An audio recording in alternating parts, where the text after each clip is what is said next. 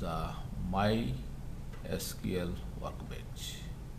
When you open this will be open like this, and here first thing we need to establish the connections between our server, and we open a connection. To open a connection, here you have plus sign and click on this plus. There are also so many methods, but let us begin with adding the plus sign. First, give the connection name. You can give your name. This is only for the sample. I am just giving name, and we can keep the rest of the things as it is, and you can configure the server and do not replace any of these things. You can store the value for the password, and even if you don't store the password, just you will use the same password as a SQL. Okay, click OK. Then your connection will be established. You can see here, if you want to edit, right click and edit connection name. And now we can also set up other things, and you can check here. If you want to add new connection, you can also add new connection from here. Okay, so then we can go for test connection. Then successfully made SQL connection. So this is the thing. Then okay. Now this is the connection is created. This is the first step we have to do to work with this connection. Now if you want to hide any of the pan, and you can hide the pan here, so that we will have more space for working area. So this is the main query pan. Okay, so the first thing we need to do is check to create a database. The database is called here schema. Okay, so here the database is whatever the database is created, these databases are available. Okay, so this is the thing we have to do. If we don't have any database here, we can create the database. Okay, so let me tell you one thing. Whatever the database we have here, we are going to work with it. Okay, so you need to make one of the database as the default database when we are working with it. Okay, so if you want to create, just you can type the commands, whatever the commands we are typing to create a database also. Okay, so like here, create database name. Okay, so always I suggest you to use the capital letters in SQL. Create database and database name. Okay, let us see to create a database name. Let us call it as student.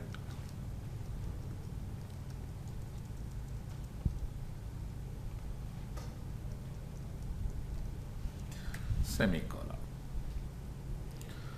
Okay, after typing the command, so let us keep open these things and see what is happening with the pans. Okay, here type the command and execute the command. Query execute all. If you write multiple lines, it will execute all.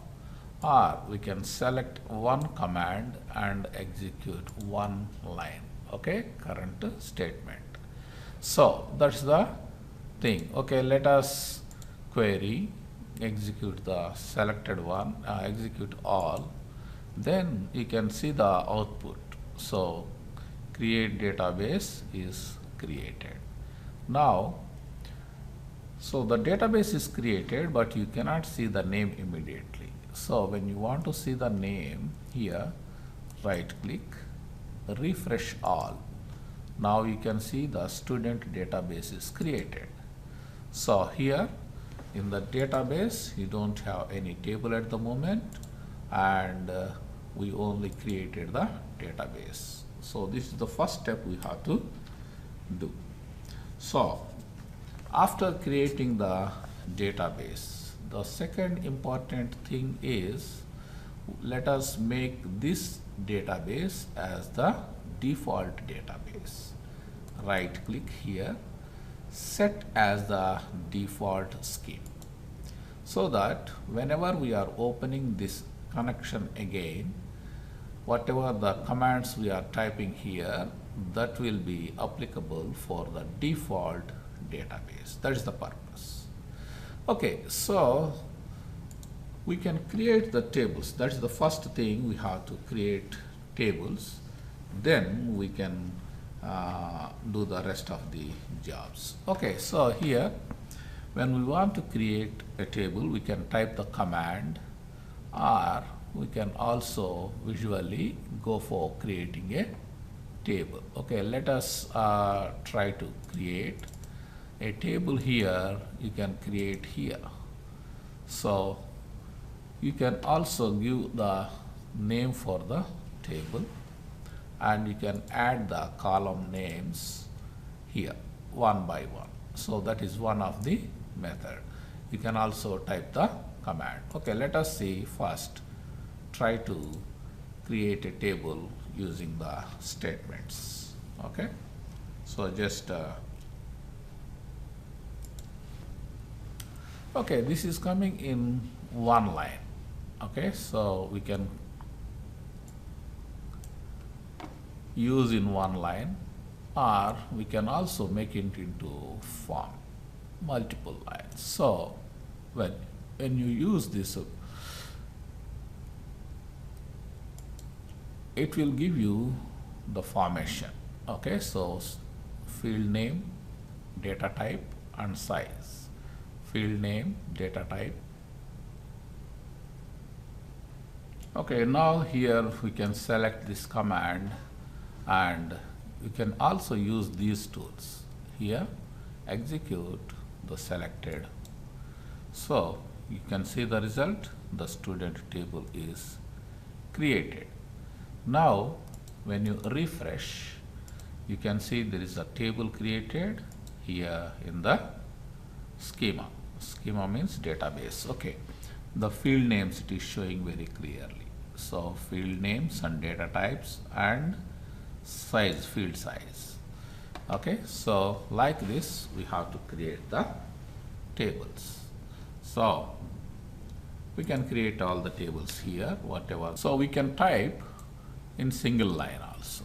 So you can select here one line and run this command. Your table, another table is created. You can select another line and run single line. So 3 tables were created. Now this is the way we have to work. And when you select this line and refresh, and that will come in the multiple lines. So the advantage in the multiple lines is we can see the field names very clearly. Hope you understand how to create the tables. So now we need to populate with the data. So that means adding the records, that using the, we fix the problem and running. Now all the records are added. Okay, 42 records are added.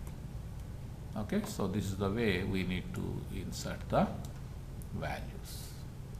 Hope you understand. And next time when you open, your data will be there, and here this is the connection, and here you have all the tables.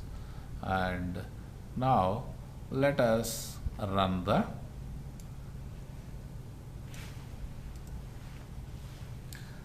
select star from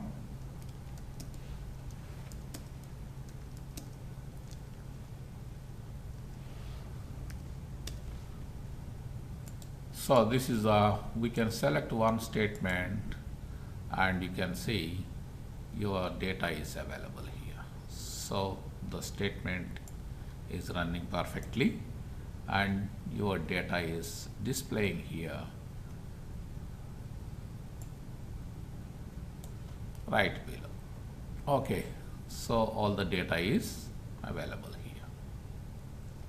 In the same way we can populate and we can add the records and we can see the data. So this is the result, these are the form editor and these are the field types and query status and execution plan. This is the very important when we are executing. So the query block is executing full table. Okay, so hope this will give you brief understanding how this will work.